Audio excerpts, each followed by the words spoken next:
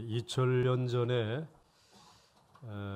아기 예수께서 탄생하신 이 탄생에 대한 기록이 누가복음과 마태복음에 기록이 되어져 있습니다.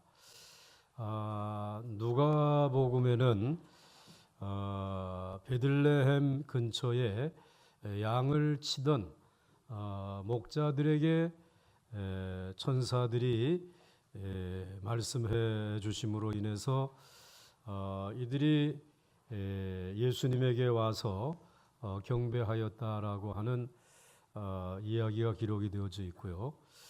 그 다음에 마태복음에는 동방박사들이 황금과 유향과 모략을 가지고 아기 예수께 와서 경배하였다라고 기록하고 있습니다. 그런데 오늘 이 두 부류를 보게 되면 그 유대 땅에 있었던 목자들은 가난한 사람들이고 또 많이 배우지 못한 사람들입니다. 그러나 그들은 유대인이었습니다.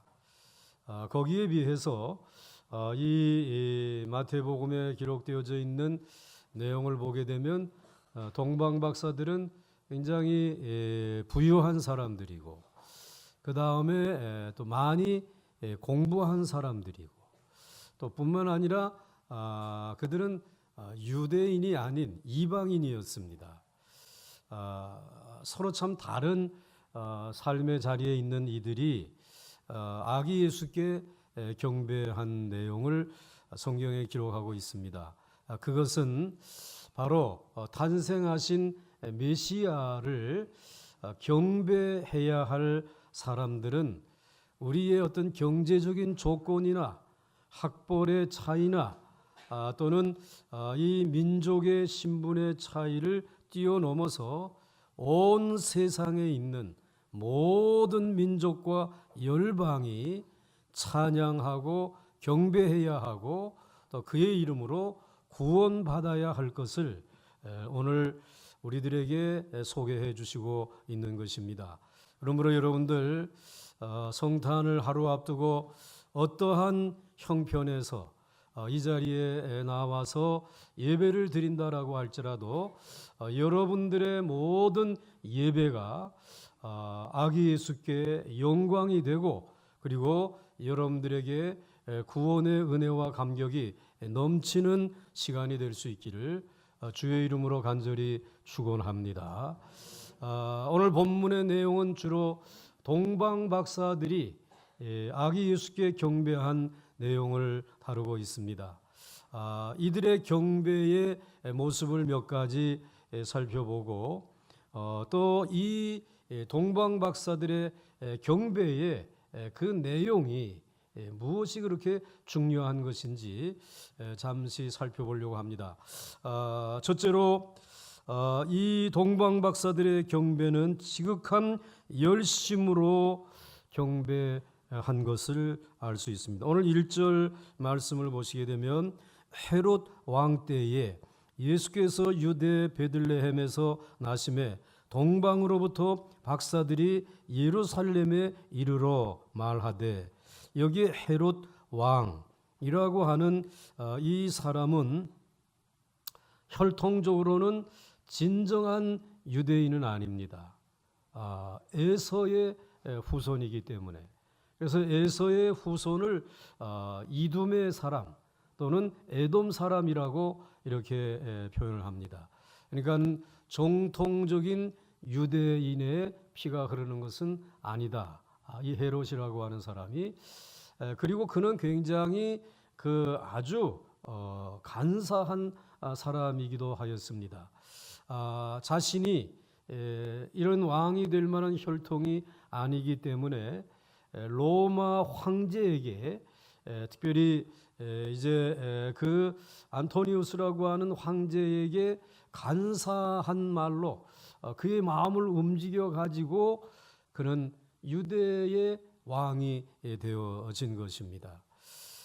그러다 보니까 신분적으로도 문제가 있고 그리고 또 왕이 되는 절차에도 정통성이 없다 보니까 그는 35년 동안 지금 통치하면서 아주 철권 통치를 한 거예요. 그리고 그러면서도 유대인들의 마음을 사기 위해서 성전을 새로운 성전 헤롯 성전을 아주 화려하게 지금 35년째 건축을 하고 있는 것입니다. 40년에 걸쳐서 성전을 건축을 했는데 그러한 사람이 바로 이 헤롯 왕이라고 하는 사람입니다. 그런데 오늘 이와 같은 이 사람이 이제 왕으로 있을 때에 동방으로부터 박사들이 예루살렘에 이르렀다라고 말씀을 하고 있습니다. 오늘 여기에 그 예수님이 탄생하셨을 때 동방에서 별을 연구하던 이들이 지금 예루살렘으로 온 것입니다. 예루살렘으로 온 목적은 2절 말씀에 이렇게 소개하고 있습니다. 유대인의 왕으로 나신 이가 어디 계시냐? 바로 유대인의 왕이 나신다라고 하는 사실을 알고 그 유대의 수도가 어디냐? 수도는 예루살렘이니까 예루살렘에 가면 또 예루살렘의 왕인 헤롯이라고 하는 사람에게 알아보게 되면은 그가 나신 곳을 알 수 있겠다라고 하여서 지금 이 동방의 박사들이 오늘 예루살렘으로 오게 된 것입니다. 오늘 여기에서 우리들이 한 가지 발견할 수 있는 것은 이 예수 그리스도에 대해서 유대인의 왕에 대해서 이제 그가 태어나신다라고 하는 사실을 알고 있는 사람은 그 유대인의 왕에 대해서 더 구체적으로 알기 위해서 어디에서 나시는가 이것을 찾고 있다라고 하는 것입니다. 늘 그리스도와 교제하면서 살아가는 사람들은 그리스도를 알면 좀 더 깊이 알기를 원하는 것이에요. 그래서 여러분들의 심령 속에 이 영적인 관심이 영적인 지식에 대한 그러한 그 갈증이 늘 여러분들에게 넘쳐날 수 있기를 주의 이름으로 간절히 축원합니다. 그런데 오늘 이와 같은 이들이 정말 열정을 가지고 이제 예루살렘으로 찾아왔다라고 하는 것입니다. 여러분들 이 동방이라고 하는 1절 말씀에서 여러분들이 보았던 이들이 동방으로부터 왔다고 말씀을 하고 있는데 아마도 이 동방이라고 하는 것은 바벨론이었을 것이다 라고 이렇게 생각을 합니다.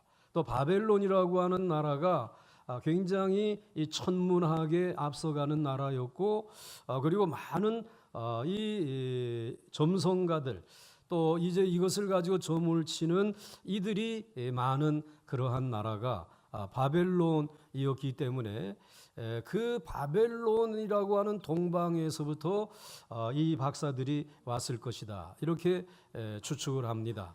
그런데 그들이 어떻게 동방에 있으면서 별을 연구하는 이들이 이 유대인의 왕이 날 것이다 메시아가 날 것이다 라는 사실을 어떻게 알았을까라고 하는 것입니다. 그것은 이스라엘 백성들 유다가 이 바벨론의 포로로 잡혀갔었어요. 포로로 잡혀가서 70년 동안을 사는 동안에 포로 생활을 할 때에 유대인들은 포로 생활을 하면서도 이제 메시아가 오게 되면 이제 우리를 이 바벨론에서 해방시켜 줄 것이다 라고 하는 굉장한 소망을 가지고 있었습니다. 그리고 그와 같은 예언자들의 예언의 말씀을 꼭 붙들고 살아가고 있었습니다. 그래서 이 바벨론 사람들도 유대인들은 한 왕을 기다리고 있다. 그리고 그 왕은 대단한 왕이고 그리고 그 왕이 태어날 때 이 유대인들의 말을 빌리게 되면 큰 별빛을 가지고 이제 나타날 것이다 라고 하는 이야기를 이미 들은 바가 있습니다. 그것이 전해져 내려오고 있기 때문에 오늘 이들은 별을 보면서 정말 아주 크게 빛나는 별을 보면서 이것이 유대인들이 기다리는 왕의 별이 아닌가. 특별히 여러분들 별을 연구하는 분들은 그 별을 보면서 저 별은 어느 왕의 별이다 라고 하는 관심들이 있습니다. 그리고 그 어느 별이 지게 될 때에 어느 위대한 지도자가 죽게 되어졌을 때에 별이 떨어졌다, 별이 졌다라고 하는 표현을 하지 않습니까? 그러니까 오늘 이들은 동방에 있는 바벨론의 어느 별을 연구하는 그 박사들이고 이미 유대인의 예언의 말씀을 통해서 위대한 왕이 태어날 것을 알고 있었고, 그리고 그 위대한 별이 나타나고 그리고 그 별이 나타나서 움직이는 것을 보면서 별을 따라서 이동하게 되어진 것이죠. 그리고 이동하는 그 바벨론에서부터 예루살렘까지의 거리는 상당히 먼 길이죠. 그렇기 때문에 이 먼 길을 왔다라고 하는 것은 이 유대인의 왕으로 나신 그분을 향한 굉장한 열정이 있었다는 말이에요. 그분을 경배하기 위한 열심이 그들에게 있었다라는 말씀입니다. 아마 그들이 제일 힘들고 어려웠을 때는 밤에는 별빛이 보이지만 낮에는 그 별이 보이지 않잖아요. 그러면 그들은 꼬박 사막에서 그 떼약볕에서 그들은 지내야 했을 것입니다. 아니면 상식적으로 그 길을 헤매면서 찾아갔어야 될 것이에요. 아기 예수께 경배하기 위한 열정이, 그 열심이 얼마나 대단했는지를 우리는 여기에서 살펴볼 수 있는 것입니다. 그러므로 여러분, 그러면서 예수께서, 아기 예수께서 태어난 곳이 어디냐라고 하는 이 영적인 관심을 가지고 있었던 열정의 사람들, 그들이 동방 박사들이었습니다.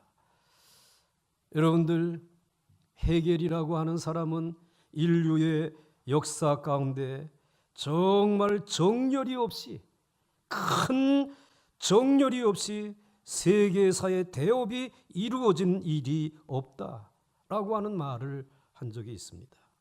역사의 큰 일은 열심과 열정이 없이는 성취된 일이 없습니다.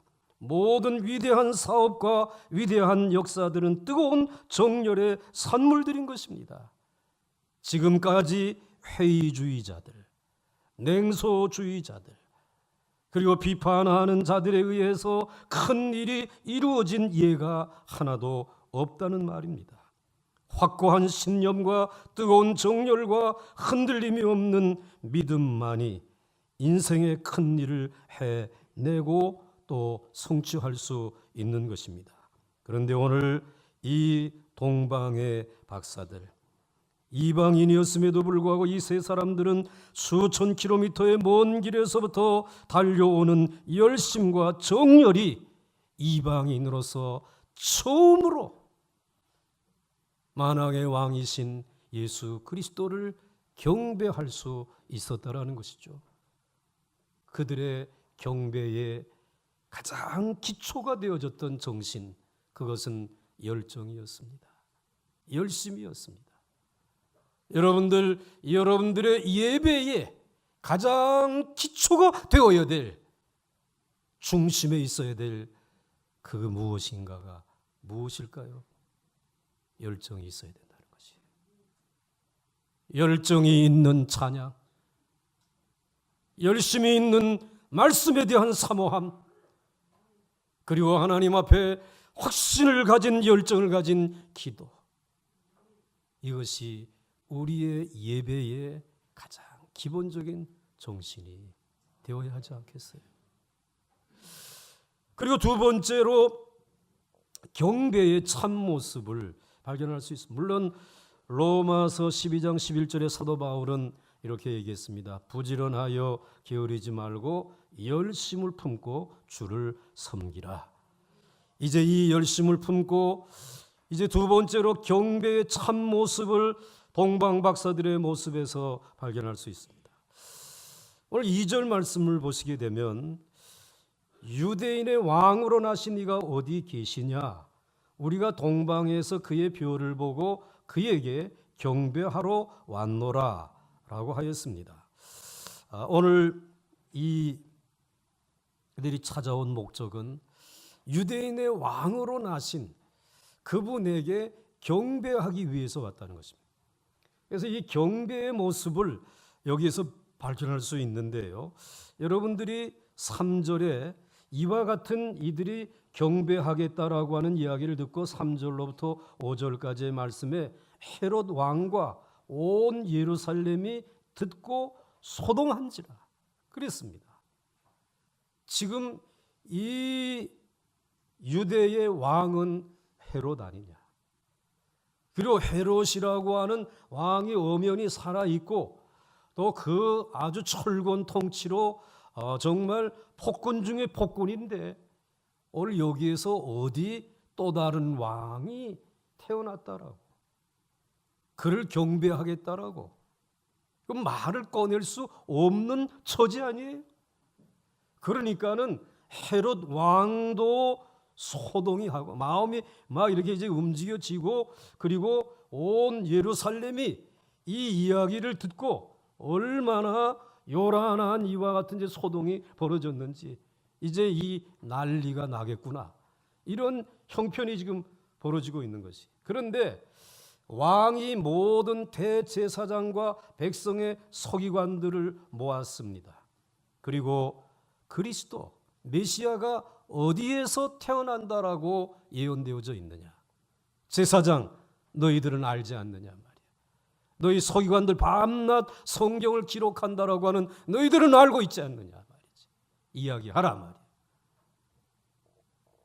그때에 이르되 유대 베들레헴 이오니 이는 선지자로 이렇게 기록되어져 있습니다. 선지자의 기록에 이미 나와 있다라는 거죠. 어디에서 태어난다고요? 유대 땅 베들레헴. 대제사장과 그리고 서기관들이 헤롯에게 그렇게 말씀을 드렸어요. 그랬더니 여러분들 6절 말씀에 이렇게 기록하고 있습니다. 또 기록되어진 말씀이 또 유대 땅 베들레헴아 너는 유대 고을 중에서 가장 작지 아니하도다. 네게서 한 다스리는 자가 나와서 내 백성 이스라엘의 목자가 되리라 하였음이니이다. 즉 선지자의 예언에 기록된 대로 보게 되면 오늘 유대 땅 베들레헴아 너는 제일 유대 고을 중에 작지 않냐? 네게서 한 다스리는 자가 나온다. 내 백성 이스라엘의 목자가 되리라 라고 예언되어져 있습니다. 얘기를 했어요. 그런데 사실은 이 예언의 말씀이 미가서 5장에 기록되어진 말씀이잖아요. 미가서 5장 2절 말씀을 보시게 되면 이 대제사장과 그리고 서기관들이 가장 중요한 부분을 빼놓고 헤롯 왕에게 보고를 한 것이에요. 베들레헴 에브라다야 너는 유다 족속 중에 작을지라도 이스라엘을 다스릴 자가 내게로 나올 것이다. 여기까지만 얘기하고 그 유대인의 왕의 신분에 대해서 언급하지 않았다는 것이. 그 미가서 5장 2절에 그 유대인의 왕으로 나시는 그분의 신분은 그의 근본은 상고에 영원 전에 라고 하는 말이고 영원에 있느니라. 즉 태초에 있느니라. 그러니까 태초부터 영원까지 계시는 그 역사의 주인이신 그분이 바로 앞으로 태어날 메시아 유대인의 왕이라고 기록되어져 있어요. 그런데 헤롯이 얼마나 무서웠으면 오늘 그의 근본은 상고에 영원에 있느니라 태초부터 있었다고 하는 이 이야기를 쏙 빼놓은 것입니다. 여러분, 베들레헴이라고 하는 것은 예루살렘에서부터 그렇게 멀리 떨어져 있지 않습니다. 한 8km 정도만 걸어가게 되면 갈 수 있는 곳이에요. 아마 여러분들 아침 일찍이 일어나서 산책을 하시는 분들 보통 왕복 그래서 한 4km 걷게 되면 8km예요. 그만큼 떨어진 곳에 베들레헴이 있었어요. 그러면 그만큼 가까운 곳에 있다라고 하게 되면 대제사장들과 그리고 오늘 이 서기관들, 이 사람들이 성경에 이미 예언되어져 있는 메시아의 말씀을 알고 있다라고 하게 되면 찾아가서 뭐 해야 됩니까? 경배해야 되잖아요. 예배를 드려야 되지 않겠습니까? 그런데 헤롯 왕이 무서워서, 자기의 생명이 이제 아까워서 눈치를 보고 경배하지 않았다는 것이. 그런데 오늘 이 동방박사 세 사람은 우리가 그 유대인의 왕으로 나실 그가 어디 계시냐, 우리는 그에게 경배하기 위하여 왔다는 거예요. 분명한 목적이 있어요. 경배하기 위해서, 예배하기 위해서. 그리고 그가 분명히 유대 땅 베들레헴에서 태어난다고 하는 이야기를 이제 들으면서 우리는 이미 유대인의 왕이라고 하는 그분이 유대 땅에서 태어난다고 하는 사실을 믿고 있었다라는 말이지. 그 믿음을 가지고 그분이 계신 베들레헴까지 이제 찾아가서 엎드려 경배하는 모습을 소개해 주시고 있습니다. 여러분들, 예배가 무엇입니까? 경배가 무엇입니까? 물론 열정이 있어야 되겠죠. 그러나 하나님의 말씀에 생명을 거는 겁니다. 그리고 오늘 이 말씀 가운데 보게 되면 어느 누구도 가려고 하지 아니하는 그 길을 이 세 사람은 달려갔다는 것이. 어느 누구도 예배하려고 하는 이들이 없는 가운데서 유일하게 이 세 사람만 아기 예수께 경배하였다라고 오늘 성경은 기록해 주시고 있는 것입니다. 오늘 여러분들, 여기서 경배한다라는 말은 그 앞에 무릎을 꿇는다라고 하는 것이죠. 자기의 가지고 있는 전 인격을 그 어떠한 인격적인 분에게 가장 겸손하게 무릎을 꿇고 그를 높여드리는 것이 바로 경배인 것입니다. 우리는 이 동방박사들의 경배를 이와 같이 바라보면서 우리들의 최저의 자리가 어디인가? 정말 그 자리에서 겸손하게 유대인의 왕으로 나시는, 상고부터 계신, 태초부터 계신, 그리고 영원까지 왕 노릇하며 통치하실 그분을 위해서 예배의 시간에 그렇게 겸손하게 나를 낮추고 그분을 높이고 있는가. 그리고 모든 사람들이 두려워하고 예배하지 아니하는 가운데서도 유일하게 나는 그분을 따르는 그분의 자녀요, 백성이라고. 그분이 나의 왕이라고. 많은 사람들과 함께 사장님과 그리고 직원들과 부장님들과 함께 식사하는 말단 직원인 그 자리에 앉아서 손을 모으시느냐 말이지. 당신들이 준 것으로 사는 것이 아니라 너의 왕이신 그분이 주신 것으로, 그분의 지혜로 오늘 내가 살고 있음을 예배하느냐라고 하는 그런 말씀입니다. 참으로 오늘 참된 경배는 나 혼자만 남을지라도 다른 사람 무엇이라고 하더라도 계속적으로 그리스도만을 경배한다라고 하는, 생명의 위협이 있어도 경배해야 한다라고 하는 이 믿음이 오늘 우리의 예배의 정신이 되어야 합니다. 세상 사람들이 나와 함께 천국에 가지 않으려고 한다 하더라도 모든 사람이 다 가는 길로 따라가지 아니하고 오직 나는 이 길을 걷겠다라고 하는 마음과 믿음이 필요한 것입니다. 이번 성탄이 여러분의 평생의 경배의 대상이 오직 한 분, 예수 그리스도뿐이라고 다시 한번 고백하고 그분에게 바른 예배의 마음과 태도를 회복할 수 있기를 주의 이름으로 간절히 축원합니다. 그리고 세 번째로 예물을 드린 것입니다.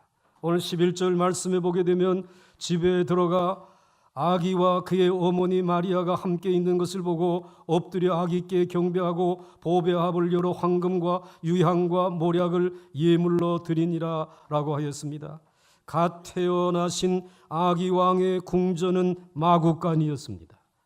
그를 수종드는 신하는 아무도 없이 초라한 어머니밖에 없었습니다.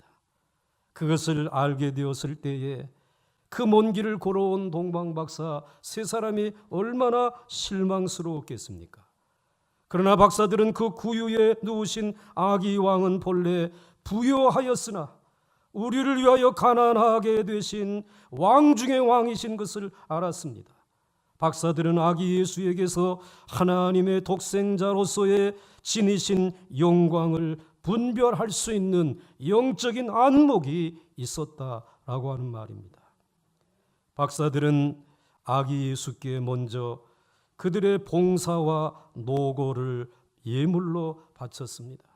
수천 킬로미터의 멀고 먼 여행길에 산 넘고 물 건너 사막을 지나 이곳까지 왔습니다. 큰 봉사요 귀한 노고인 것입니다.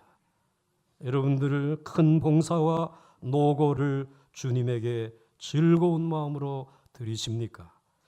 두 번째로는 그들 자신을 그에게 드렸습니다. 엎드려 경배하였다라고 하는 말, 헤롯 대왕에게는 엎드리지 않았습니다.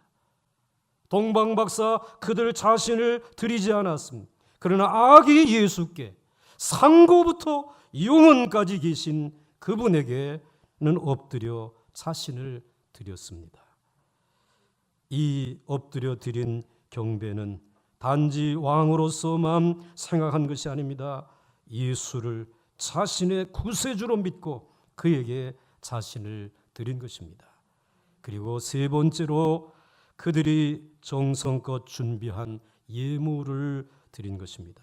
황금과 유향과 모략을 예물로 드렸습니다. 황금은 영원히 변하지 아니하는 가장 귀한 것입니다. 그러니까 오늘 이 왕이신 이분이 이루실 하나님의 나라는 영원히 변치 아니할 줄 믿습니다. 그 마음으로 드린 것입니다. 세상의 왕은 변한다 할지라도 이 왕은 영원히 변치 아니한 왕이시기 때문에 황금을 그에게 예물로 드린 것이죠. 두 번째로는 유향을 드렸습니다. 매우 향기로운 향품입니다. 특히 하나님께 제물을 드릴 때에 양을 잡아 드릴 때에 양만 잡아 드리는 것이 아니라 그것을 섞기 위해서 뿌리는 것이 유향이었습니다. 유향을 섞음으로 인하여서 그 부정한 것이 신성한 제물로 바뀌어진다라고 하는 의미가 있습니다. 그러니까 오늘 이 왕이신 이분은 가장 신성하고 존귀한 분이시다. 그리고 이분이 이루실 하나님의 나라는 가장 신성한 거룩한 나라인 것을 오늘 고백하면서 무엇을 드렸다고요? 유향을 드린 것입니다. 그리고 세 번째로는 모략을 드렸습니다. 모략은 시체를 염할 때에 부패를 방지하는 방부제로 쓰여지는 향유인 것입니다. 즉 예수 그리스도의 순환과 그리고 대속의 죽음을 상징하는 것이기도 합니다. 그러나 오늘 그렇게 죽으시고 부활하신 예수 그리스도는 영원히 썩지 아니하시는 영원한 생명의 통치자이심을 말씀해 주신 것이에요. 여러분들 세상의 통치자들에 의해서 울고 웃고 하지 마십시오. 그들이 부패하지 아니하고 썩지 아니할 것이라고 기대하지 마십시오. 육이기 때문에 그들에게는 이 방부제가 필요해요. 그러나 우리 주 예수 그리스도는 영원히 썩지 아니하시는, 부패하지 아니하시는 영원히 정의롭고 공의로우신 지도자이신 줄 믿으시기 바랍니다. 그리고 그분이 이루어 가실 나라가 그와 같은 나라인 것을 오늘 이들의 예물을 통하여서 우리는 발견할 수 있습니다. 이들은 주님을 경배할 때 열정을 가졌습니다. 그리고 이들은 우리 주님에게 지금 봉사의 노고를 바치고, 그리고 자기 자신을 바치고, 그리고는 경배와 사랑의 표현으로 예물을 바친 것입니다.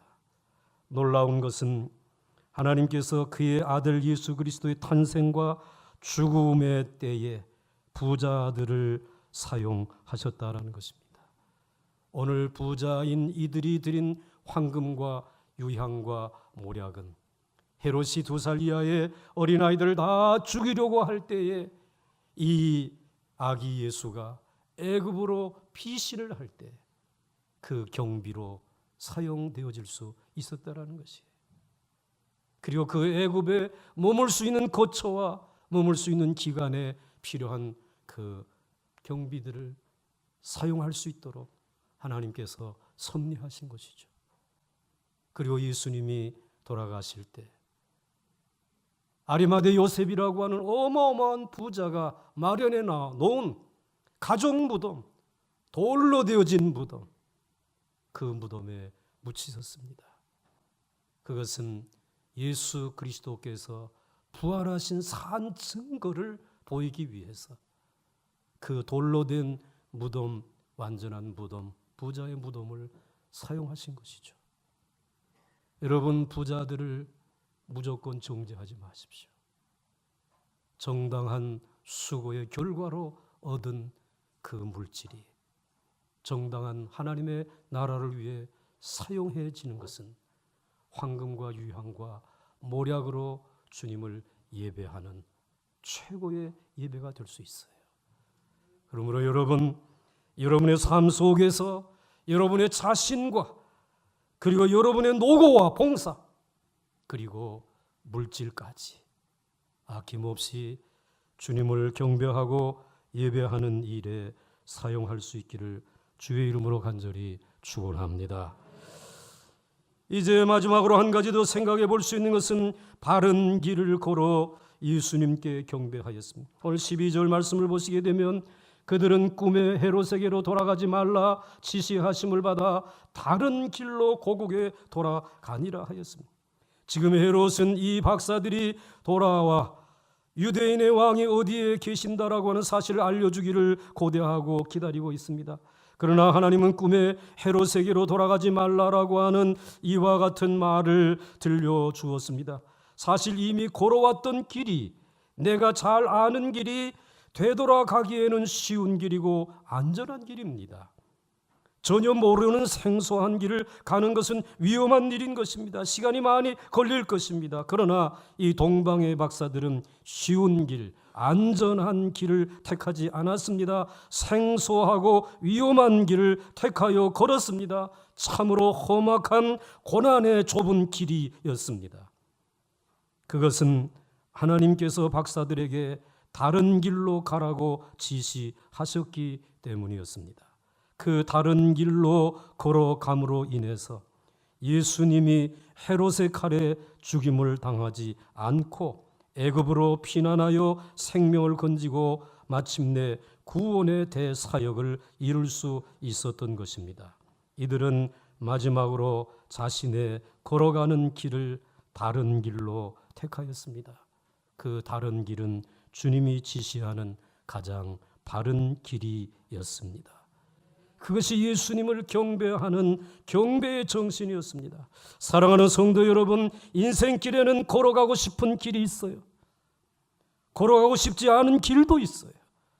그리고 신앙인에게는 하나님이 만드시고 열어놓는 길이 있는가 하면 하나님이 막으시고 금하는 길도 있습니다. 즉 영생하는 길과 영원히 멸망하는 길이 있습니다. 이제 성탄을 앞두고 또 한 해를 마감하고 새해를 맞이하는 이 모든 이 세상 금년 이 길목에 서 있는 여러분의 길이 하나님이 마련하고 하나님이 열어놓은 생명의 길이 되어서 여러분이 걸어가는 그 길로 인하여서 주님이 영광을 얻고 하나님의 나라가 더 많은 사람들에게 전해지며 여러분에게는 말로 표현할 수 없는 하나님의 은혜와 축복이 임할 수 있기를 주의 이름으로 축원합니다.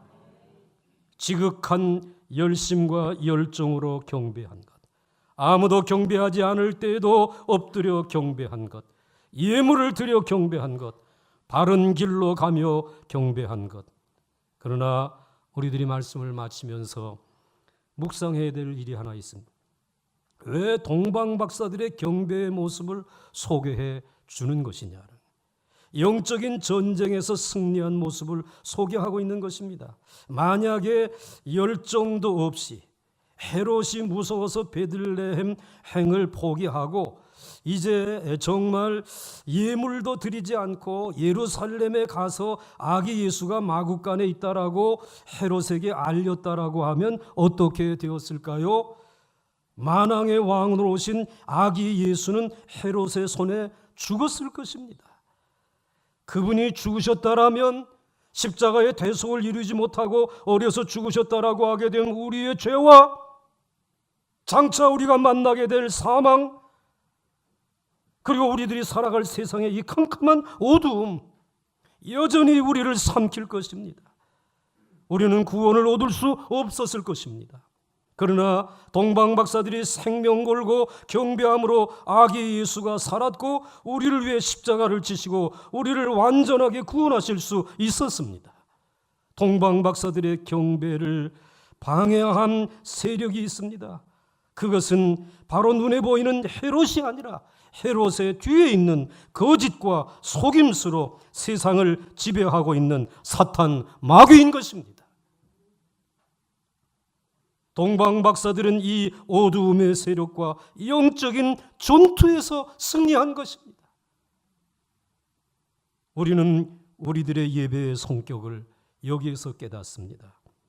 예배는 종교 의식이 아니라 영적인 전투의 시간이라는 말이에요. 온갖 거짓과 속임수로 하나님의 백성으로 살려고 하는 우리들을 충동질해서 우리를 망하게 하려고 하는 마귀와의 싸움이 바로 이 예배의 시간에 이루어지고 있다는 것입니다. 그렇기 때문에 예배의 열정을 쏟고 다른 사람이 다 세상 권력자들이 오라고 하게 되면 주일임에도 불구하고 직장임에도 불구하고 다 달려나가지만 나는 이 자리를 지켜야 한다라고 하는 것은 우리의 왕이신 그분이 이 세상에서 사단의 세력을, 거짓의 세력을, 인생의 모든 노고를, 모든 것을 허비하게 만들고 피곤하게 만들고 병들게 하는 이 세력을 깨트려서 승리하기 위해서 우리는 이 예배에 목이 터져라 찬송하는 것 아닙니까? 전심전력으로 주님 앞에 믿음을 가지고 기도하는 것 아닙니까? 아무도 알아주지 아니하는 주방과 저 차가운 주차장을 우리들이 서성거리면서 그분을 예배하러 오기 위해 달려오는 이들을 영접하고 있는 것 아닙니까? 영적인 싸움터인 것입니다. 예배에 지게 되면 우리의 인생도 패배한다는 말씀이죠. 예배에 승리하게 되면 우리의 인생도 승리할 수 있다라고 하는 말씀입니다. 그래서 오늘 예배에 승리한 어린 아기 예수를 경배하는 일에 승리한 이 동방의 박사들을 주님께서는 길을 잃지 아니하도록 유대 땅 베들레헴으로 인도하시고 그리고 그 험한 길을 안전하게 돌아갈 수 있도록 지켜주셨고 그리고 그들에게 황금과 유향과 몰약을 드릴 수 있는 부요함의 축복을 저들에게 허락하여 주시지 않았습니까? 그 먼 길에 병들지 아니하도록 건강을 지켜주시지 않았습니까? 예배에 승리하게 되면 그분이 여러분의 출입을 지금부터 영원까지 지켜주실 줄 믿으십시오. 밤의 달과 낮의 해가 상치 못하도록 우편의 그늘이 되어주실 줄 믿으시기 바랍니다. 그리고 온갖 좋은 것으로 택하여 여러분에게 안겨주실 것을 믿으면서 이번 성탄절을 통해서 다시 한번 여러분의 예배의 정신을 열정으로 오직 주님에게만 예물을 늘 구별하여 드리면서 바른 길을 걸어가며 예배할 수 있는 예배자들로 일어설 수 있기를 주의 이름으로 부탁합니다.